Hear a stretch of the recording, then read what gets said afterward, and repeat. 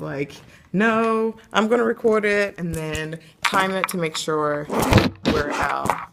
Don't tell me this is not going to work. Really? All right, give me 1 second. Anyway, classes are smaller. I walked in and I was like, Amanda, this is not what my class looked like the last time I was here. And she was like, well, what did it look like? And I was like, it was just a lot bigger. I was like, I'm just surprised because the last time I came in, and I remember we had discussed this. I'm trying to make this work, but it's not really working. But there were a lot of children, right? And so now I'm in here, and I walk in and I was like, well, where is everybody? Maybe they're absent. And they said, well, this is small. And I was like, well, I promise it's not normally like that. Yeah. All right, so when did that happen? We got a second, fourth grade teacher the week before Thanksgiving. And I should have told you, I just totally, I've been in 7 You just probably were really excited, and that's okay. So how has everything been going? Better. It's better. All right. It's not perfect, but what's better? There's less of them, so it's been easier. There's less students? Yeah. Okay. It's just been easier to manage people. Okay. How many students do you have now? 19. Okay, 19 on your roster. Also, how many normally come to class? 15 maybe. Well, maybe 17. Between 17 and 15. And that week before Thanksgiving, we had 12 every day. Okay. And some of the students that were in the larger class, how many? So we know the larger class had a couple of kids that we love the most in there, And so I'm thinking, out of the 15 to 17 that attend, how many of those students have you found you're still they just might be a little challenging? You're still working on relationships, things like that. 5, probably. 5, okay. Yeah. So 5 students. Are they mostly male or female? It's a combination. Actually, I think it's equal almost. Okay. So thinking about the 15 to 17, you said class, management has been easier. What parts of management have been easier and what parts have still been challenging? We're able to get through lessons at least now. Okay. And you couldn't do that before, you feel like? Yeah. So that's been going a lot better. We're getting down to a lot more learning, and we're doing centers and small groups now, which was pretty impossible to do before. I mean, we did them, but it wasn't very effective. Okay. So now we're able to do more effective small groups and centers. That's awesome. Both in reading and math. Okay. So, what do you attribute to being able to move through and get through lessons? There's less disruptions because there's just less of them. Okay. We still have disruptions, but with all 37 of them in there were probably about 10 kids who were constantly disrupting the class. So it was just hard to get through anything. Okay. And it was hard for anyone to pay attention because their bodies were so close to each other. Right. Plus, I wasn't managing them in the best way either. I didn't have very good control of the class. Okay. So, which is crazy though, because even with the bigger class, I felt like I saw so much growth though. Did you feel that way? Literally, I felt like I saw so much growth even with that class, from even your body language, your demeanor, the way you spoke to students, their receptiveness. Mm-hmm. I would walk in, more students were on gauge and on task. Yeah. You don't think so? No, it's so hard to tell because it's you get so wrapped up in your own thing, and everything just seems hard and stressful and whatever. Christy, you gotta give yourself some credit because literally the last time I saw your larger class, I saw so much progress, and I was psyched about it because I was like, oh my god, I know she has to be psyched about it. And you're I don't think anything was different. And I thought that was incredible. I thought you really made strides in getting to know your students. Even when I'm thinking about the relationships, it just felt different. Then I know you had your rewards. I think you were giving either stamps or stickers, you said? Yeah, and you said kids really seemed to be bought into that. I was just yes, Christy, get them. Awesome. And all about the stamps. Right. And so now you're saying you feel like you're still dealing with some disruptions in your class now. And I'm thinking, okay, so much progress when I saw the last bigger class. When I saw this past one, I was like, I wonder where Christy is now. And so, what are the disruptions you feel like you're still seeing? It's more just talking, really. And then I have one kid who he's an IP kid, and he has Student with an IP, gotcha. behavior problems, like really severe. He's actually really smart. Emotional disturbance? Yeah. Okay. Yeah, and he is just constantly talking and disrupting and yelling and getting up and moving around. And was he there when Amanda and I were there? he came in the afternoon. He should have been there. Yeah, last Thursday. Yeah. Okay. Yeah. And when are you finding that students are doing the most talking? When? If that's a disruption, when do you find that they're doing the most? We're picking a time of the day. It's definitely in the afternoon. Is it during the 2-hour math block, or is it mostly like after that? No, math, yes. It's pretty much anytime we get back from lunch. It's like maybe 20 minutes after we get back lunch, it's okay, and then afterwards it's just sort of like a struggle. Okay. How are you? How do you feel like you are before lunch and after lunch? Like, do you feel like you are any different? And you're like, I don't know. I don't know if that's a yes or it's like, I'm thinking about it. Yeah, probably. Maybe I'm like a little more tired after lunch. I'm also like less math oriented too, so that could maybe be part of it. Okay. And I've been struggling maybe to make math more interesting, I guess. And so I'm thinking about the bigger class to like this class. Do you feel like you have, so like when I'm thinking about the smaller class that I saw, like I still saw some of the progress that you had made, but then it kind of felt a little similar to at the beginning of the year. Like you were really quiet, and then like your demeanor was more like, and then like you were a little bit sarcastic, and I was like, Christy, oh no. You hit it a little bit.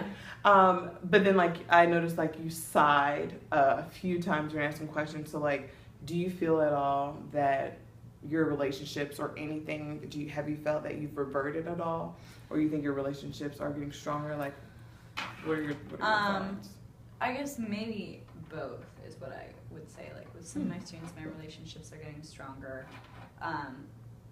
But I think when the classes switched, I have been like worried about maintaining the progress that I made and like keeping that like strong hold or whatever on the class. And I think maybe I'm like overcompensating and like going back to the beginning of the year or whatever. Because you don't have to, because you've already seen it. Like you've already made it. So in thinking about, and I'm trying to be very mindful of time, and so I'm not trying to be rude, by the way, but so do you feel do you feel any differently? Like, do you feel like, for example, you said some are getting stronger, which I would definitely agree. Yeah. You said some aren't. For the ones that aren't, how do you feel like your orientation is around, like, towards those kids? Towards like, those kids? Do you feel like, you're the same person? Do you feel like sometimes you might have a tendency to be different? If so, like... I guess it depends sometimes. Like, I think maybe I start off every day positive. You know, like, when you did the thing in the class on Saturday. I feel like most days I start off like the good example or whatever, but maybe sometimes by the afternoon, like if there's been someone who's just like, I feel like I've been positive with them all day and they're still doing these things, and like sometimes I do get frustrated and I maybe revert back to like the not so good example or whatever. Okay. And do you find that you ever have like follow-up relationships when you feel like you have those days, like not relationships, but like follow-up conversations after those days, or is it more so like... I would say sometimes I do, but sometimes I don't. Definitely. Sometimes I don't. Okay.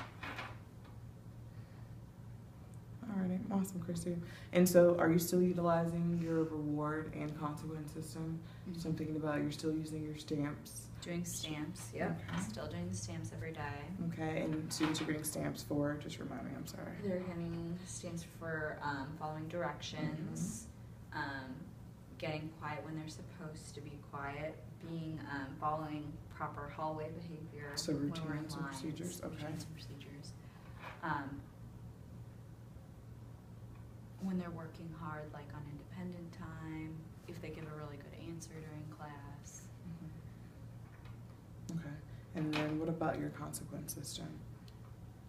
Consequences are, I'm still going off of like the color chart that we do with the clips. Mm-hmm. And if you end up on orange at the end of the day, you have to have, instead of going to your resource time, they come with me to, they stay with me instead of going. And that's something, I guess, a system that a lot of teachers use at the school. Right.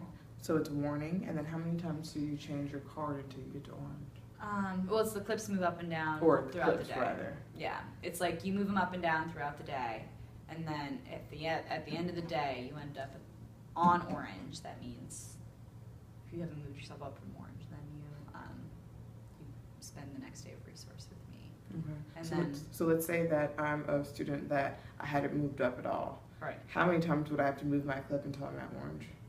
to get down to orange. To get down to orange? It's 2 or 3?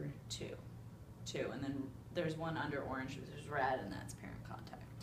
Okay. So essentially in your class it would be the warning, then the color flip, the color or the pin. Yeah.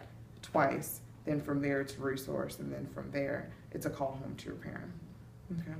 And are you finding that you're giving stamps? Because specifically it sounds like afternoons are the times where you're just like after lunch it's like, all right. Yeah.